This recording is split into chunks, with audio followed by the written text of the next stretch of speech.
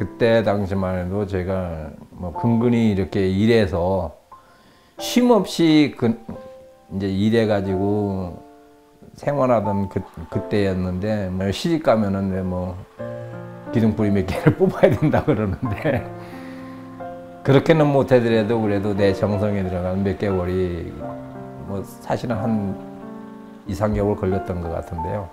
몇 개월에 걸리더라도 그래도 얘가 가서 잘 살기만 바라는 마음에서 해주는 거고, 화조도나 이런 것은 그 어떤 금심, 부부간에 뭐 이런 그런 것도 있고, 이제 장롱 같은 데는 그 나주 투각이라 그래가지고 나주 지방에서 유명하게 전에 내려오는 그 이제 그 문양이 있어요.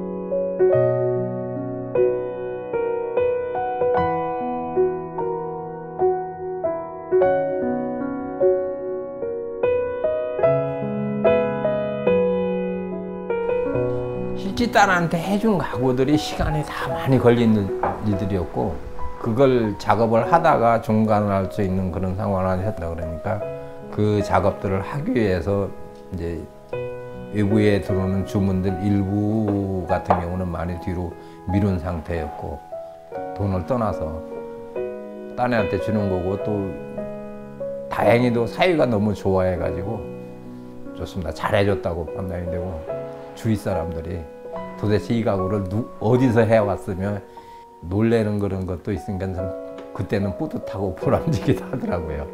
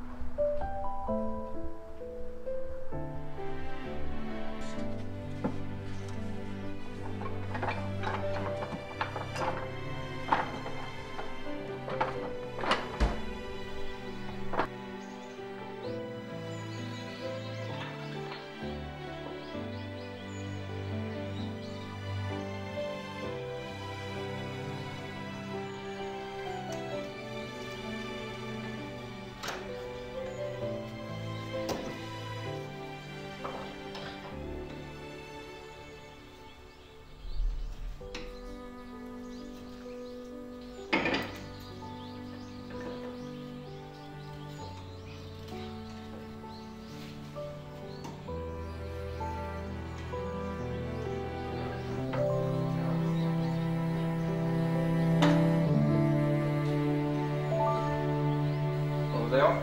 네, 아빠. 바쁘세요? 맨날 바쁘지 뭐. 어디냐? 아, 저 아빠한테 가려고요. 왜? 보고 싶으니까. 고맙다. 언제든지 와라. 오면 좋지. 지금 갈게요. 고마워. 이따 보자고. 네.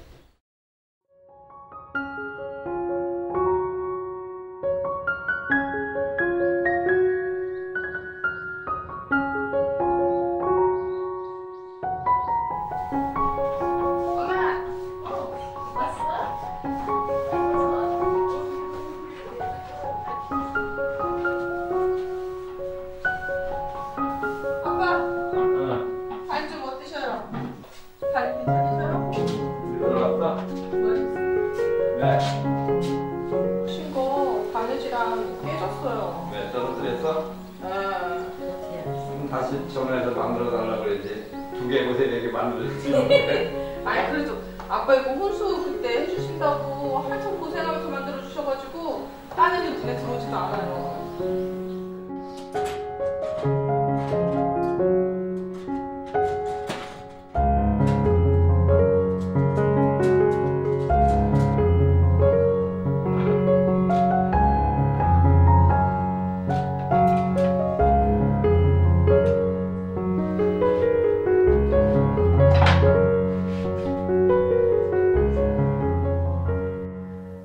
해주신 거는 이제 화초장 3개랑 머리장도 있었고 또 나무로는 좌탁도 있었고 그다음에 책상하고 되게 귀여운 의자도 있어요.